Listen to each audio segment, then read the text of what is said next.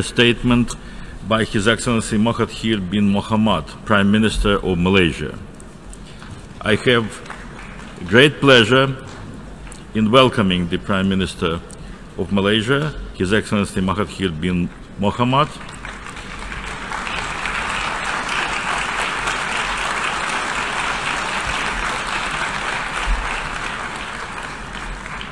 and I invite him to address the General Assembly. Madam President, I would like to join others in congratulating you on your election as the President of the 73rd session of the United Nations General Assembly. I am confident with your wisdom and vast experience, this session will achieve the objectives of the theme for this session. I assure you of Malaysia's fullest support and cooperation towards achieving these noble goals. Allow me to also pay tribute to your predecessor, His Excellency Miroslav Lajcak, for his dedication and stewardship in successfully completing the work of the 72nd session of the General Assembly. I commend the Secretary General and the United Nations staff for their tireless efforts in steering and managing UN activities globally. In particular, I pay tribute to the late Kofi Annan, the 7th Secretary General of the United Nations from 1997 to 2006, who sadly passed away in August this year. Malaysia had a positively strong and active engagement with the UN during his tenure. Madam President, the theme of this 73rd session of the General Assembly, making the United Nations relevant to all people, global leadership, and shared responsibilities for peaceful, equitable, and sustainable societies, remains true to the aspiration of our founding fathers. The theme is most relevant and timely. It is especially pertinent in the context of the new Malaysia. The new government of Malaysia, recently empowered with a strong mandate from its people, is committed to ensure that every Malaysian has an equitable share in the prosperity and wealth of the nation. A new Malaysia emerged after the 14th general election in May this year. Malaysians decided to change their government, which had been in power for 61 years, that is, since independence. We did this because the immediate past government indulged in the politics of hatred, of racial and religious bigotry, as well as widespread corruption. The process of change was achieved democratically, without violence or loss of lives. Malaysians want a new Malaysia that upholds the principles of fairness, good governance, integrity, and the rule of law. They want a Malaysia that is a friend to all and enemy of none. A Malaysia that remains neutral and non-aligned, that a prosperous and stable neighbor would contribute to our own prosperity and stability. The new Malaysia will firmly espouse the principles promoted by the UN in our international engagements. These include the principles of truth, human rights, the rule of law, justice, fairness, responsibility and accountability, as well as sustainability. It is within this context that the new government of Malaysia has pledged to ratify all remaining core UN instruments related to the protection of human rights. It will not be easy for us because Malaysia is a multi-ethnic, multi-religious, multicultural and multilingual country. We will accord space and time for all to deliberate and to decide freely based on democracy. Madam President, when I last spoke here in 2003, I lamented how the world had lost its way. I bemoaned the fact that small countries continued to be at the mercy of the powerful. I argued the need for the developing world to push for reform, to enhance capacity building and diversify the economy. We need to maintain control of our own destinies. But today, 15 years later, the world has not changed very much. If at all, the world is far worse than 15 years ago. Today, the world is in a state of turmoil, economically, socially, and politically. There is a trade war going on between the two most powerful nations, and the rest of the world is feeling the pain. Socially, new values undermine the stability of nations and their people. Freedom has led to the negation of the concept of marriage and families, of moral codes, of respect for each other. But the worst turmoil is in the political arena. We are seeing acts of terror everywhere. People are tying bombs to their bodies and blowing them up in crowded places. Trucks are driven into holiday crowds. Wars are fought and people beheaded with short knives. Acts of brutality and are broadcast to the world live. Masses of people risk their lives to migrate only to be denied asylum, sleeping in the open and freezing to death. Thousands starve and tens of thousands die in epidemics of cholera. No country is safe. Security checks inconvenience travelers. No liquids on plane. The slightest suspicion leads to detention and unpleasant questioning. To fight the terrorists, all kinds of security measures, all kinds of gadgets and equipment are employed. Big Brother is watching, but the facts of terror remains. The acts of terror remains. Malaysia fought the bandits and the terrorists at independence and defeated them. We did use the military, but alongside and more importantly, we campaigned to win the hearts and minds of these people. This present war against the terrorists will not end until the root causes are found and removed and the hearts and minds are won. What are the root causes? In 1948, Palestinian land was seized to form the state of Israel. The Palestinians were massacred and forced to leave their land. Their homes and farms were seized. They tried to fight a conventional war with help from sympathetic neighbors. The friends of Israel ensured this attempt failed.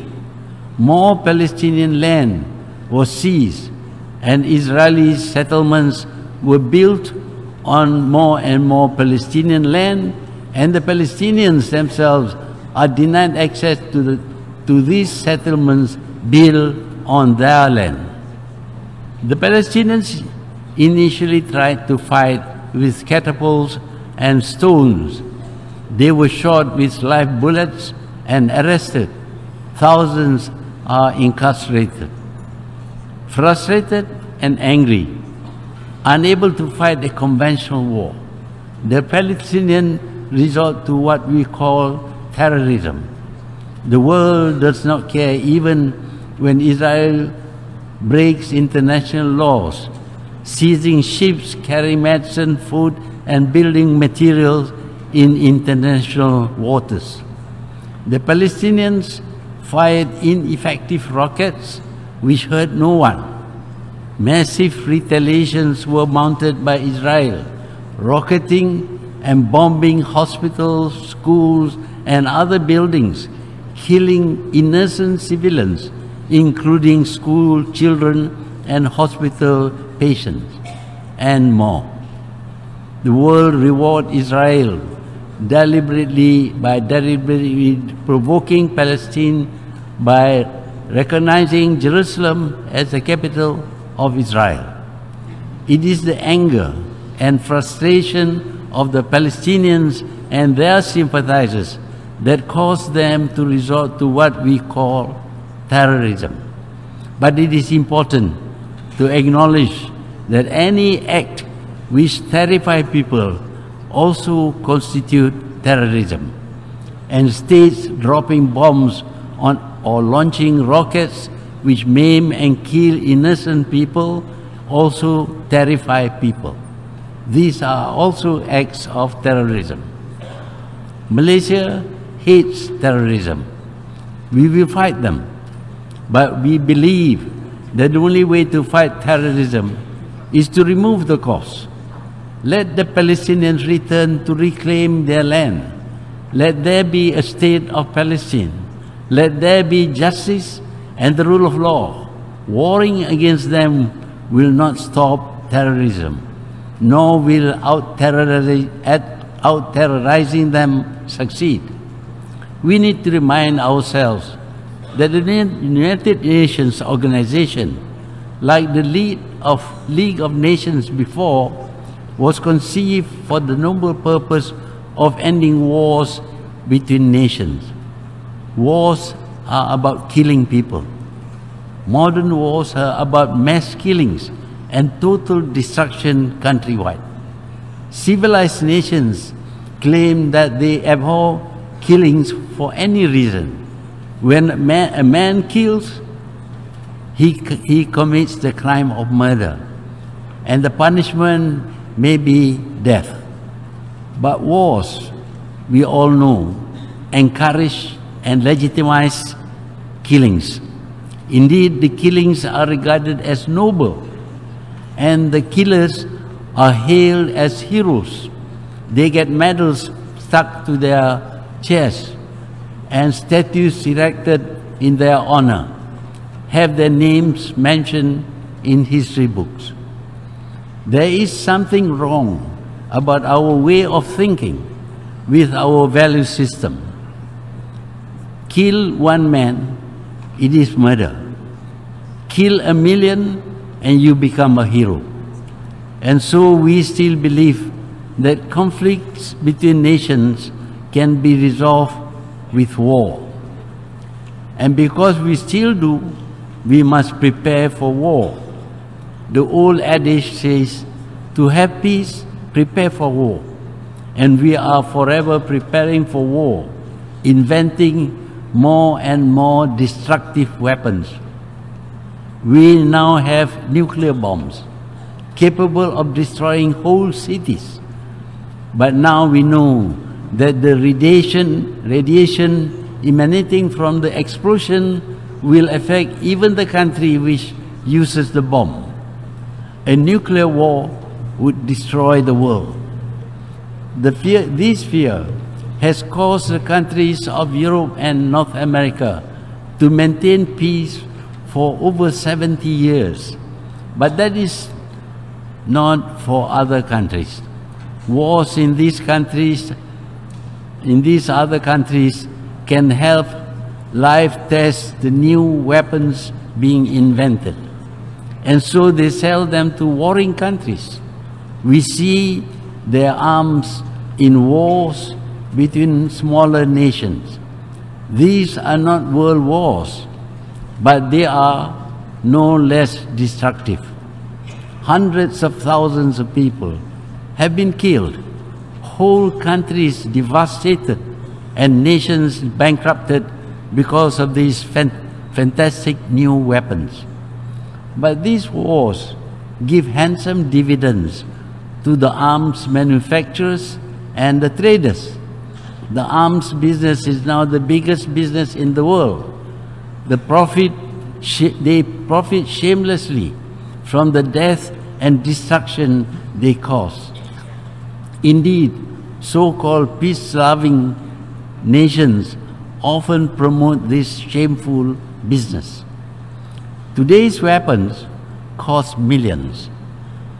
Fighter jets cost about $100 million, and maintaining them costs as much as tens of millions. But the poor countries are persuaded to buy them even if they cannot afford. They are told that their neighbors or their enemies have them. It is therefore imperative that they too have these weapons. So, while the people starve and suffer from all kinds of deprivations, a huge percentage of their budget is allocated to the purchase of modern arms, that their buyers may never have to use them bothers the purveyors not at all. Madam President, in Myanmar, Muslims in Rakhine State are being murdered, their homes torched, and millions of refugees had been forced to flee, to drown in the high seas, to live in makeshift huts without water or food, without the most primitive sanitation. Yet, the authorities of Myanmar, including a Nobel Peace Laureate, deny that this is happening. I believe in non-interference in the internal affairs of nations. But does the world watch massacres being carried out and do nothing? Nations are independent. But does this mean that they have a right to massacre their own people because they are independent? Madam President, on the other hand, in terms of trade, the nations are no longer independent. Free trade means no protection by small countries of their infant industries. They must abandon tariff restrictions and open their countries to invasion by the products of the rich and the powerful. Yet the simple products of the poor are subjected to clever barriers so that they cannot penetrate the markets of the rich. Malaysian palm oil is labeled as dangerous to health, and the estates of these palm oil trees are destroying the habitat of animals. Food products of the rich declare that they are palm oil free. Now palm diesel are also condemned because they are decimating virgin jungles. These caring people forget that their boycott is depriving hundreds of thousands of people from jobs and a decent life. We in Malaysia, we care for the environment. Some 48% of our country remains virgin jungle. Can our detractors claim the same for their own countries? Madam President, Malaysia is committed to sustainable development. We have taken steps, for example, in improving production methods to ensure that our palm oil production is sustainable. By December 2019, the Malaysian Sustainable Palm Oil Standard will become mandatory. This will ensure that every drop of palm oil produced in Malaysia will be certified sustainable by 2020. Madam President, all around the world, we observe a dangerous trend to inward-looking nationalism of governments pandering to populism, retreating from international collaborations and shutting their borders to free movements of people, goods and services, even as they talk of a borderless world of free trade. While globalization has indeed brought us some benefits, the impacts have proven to be threatening to the independence of small nations. We cannot even talk or move around without having our voices and movement recorded and often used against us. Data on everyone is captured and traded by powerful nations and their corporations. Malaysia lauds the UN in its endeavors to end poverty, protect our planet, and try to ensure everyone enjoys peace and prosperity. But I would like to refer to the need for reform in this organization.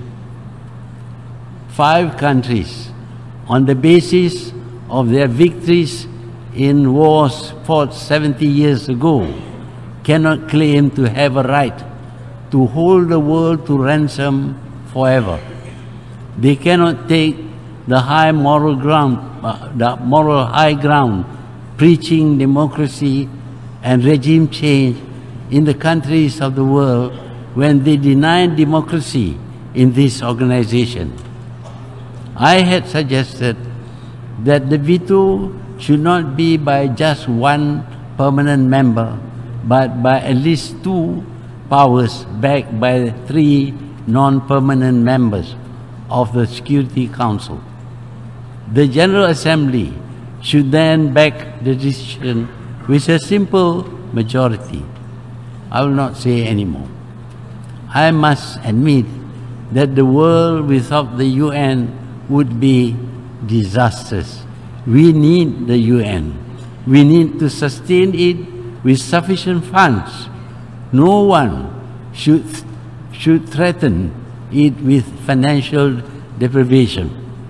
Madam President, after 15 years and at 93, I returned to this podium with the heavy task of bringing the voice and hopes of the new Malaysia to the world stage. The people of Malaysia, proud of their recent democratic achievements, have high hopes that around the world we will see peace, progress and prosperity.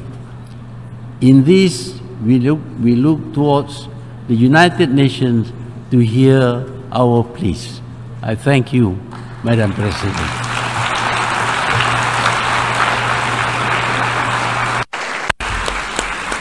On behalf of the General Assembly, I wish to thank the Prime Minister of Malaysia for his statement, and I request protocol to escort His Excellency. The General Assembly, I wish to hear a statement by His Excellency Anthony Marty Petit, Head of the Government of the